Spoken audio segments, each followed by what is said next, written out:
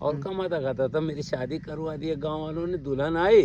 तो दोस्तों हमारे वीडियो में आप सबका बहुत बहुत स्वागत है दोस्तों। तो देखिए बाबा के घर पे आया हूँ दोस्तों। आज बाबा एक ऐसी कहानी बताना चाहते हैं दोस्तों। अगर वो कहानी सुनेंगे ना तो आपको काफ़ी अच्छा लगने वाला है और काफ़ी मजा आने वाला है दोस्तों।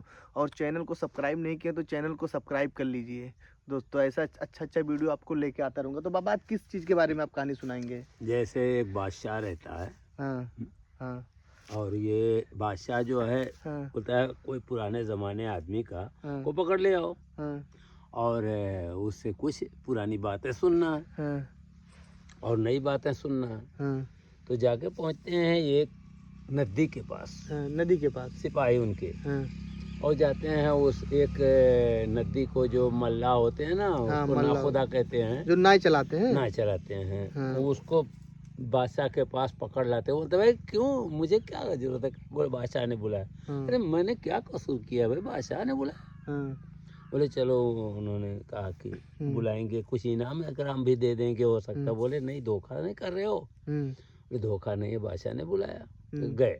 बादशाह ने पूछा कि अच्छा ये बताओ कि पहले की कहानी और आज की कहानी में क्या अंतर है? क्या अंतर है? बोले मैं बहुत छोटा था, मेरे माँ बाप का इंतकाल हो गया, इंतकाल हो गया। मैं अकेला था। गांव वाले कैसा भी करके मेहनत करके, मैं तो खाता था, अपने खेती बाड़ी कुछ थी, और यही मैं, मेरे बाप चलाते थे, वो मर गए तो मैं चलाना शुरू कर दिया बचपन से, समझ लो। और चलाते चलाते नाव और कमाता खाता था। मेरी शादी करवा दी, गांव वालों ने, दुल्हन आई।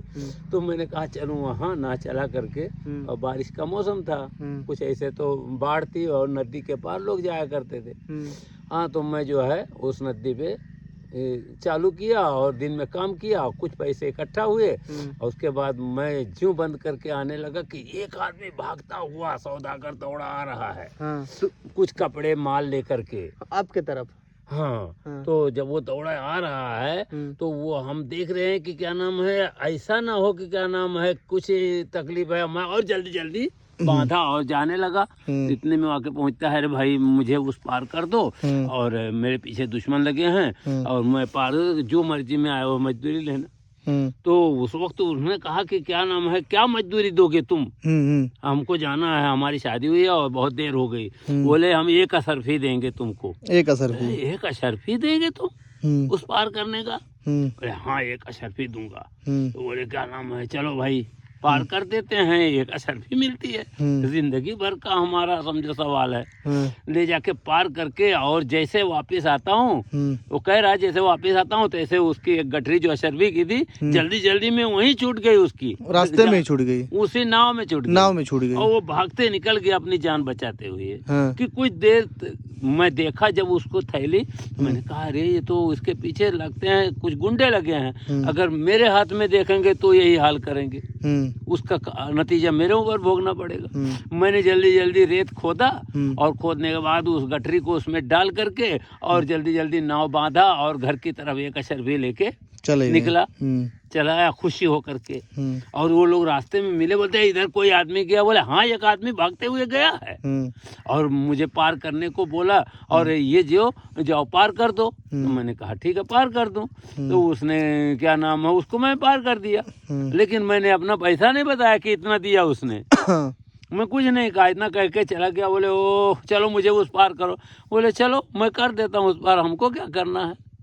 तो इतने में वो जब वो तब तक वो निकल गया बहुत दूर तक, ये लोग बोले कि अरे वो निकल गया, अभी क्या पार करेंगे, क्या करेंगे, कैसे वापस फिर आएंगे, ये कहाँ तक खड़ा रहेगा।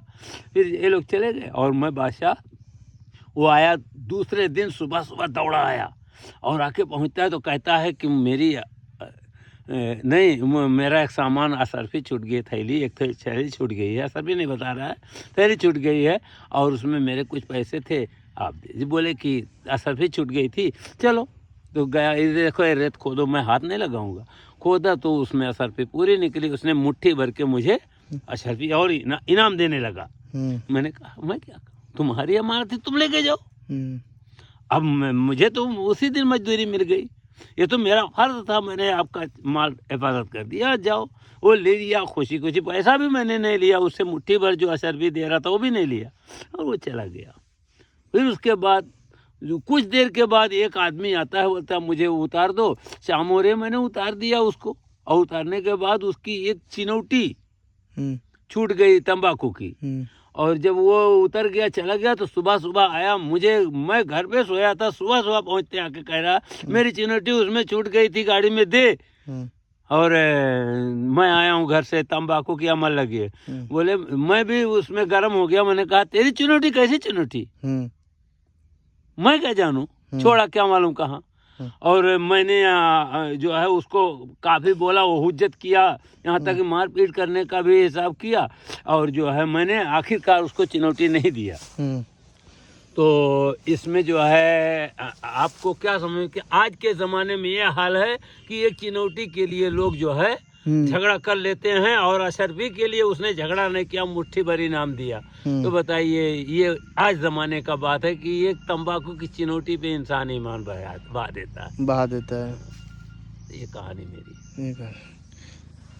तो दोस्तों देखिए, ये बाबा की कहानी थी, यहीं पे बाबा की कहानी समाप्त होती है और बाबा का फ़ोन आया है दोस्तों। तो चलिए दोस्तों, ऐसा कहानी सुनाते रहूँगा दोस्तों। अगर कहानी सुनकर आपको अच्छा लगा तो चैनल को सब्सक्राइब करें और इस वीडियो को लाइक करें और अपने दोस्तों के पास शेयर करें। तो चलिए दोस्तों, बहुत बहुत धन्यवाद।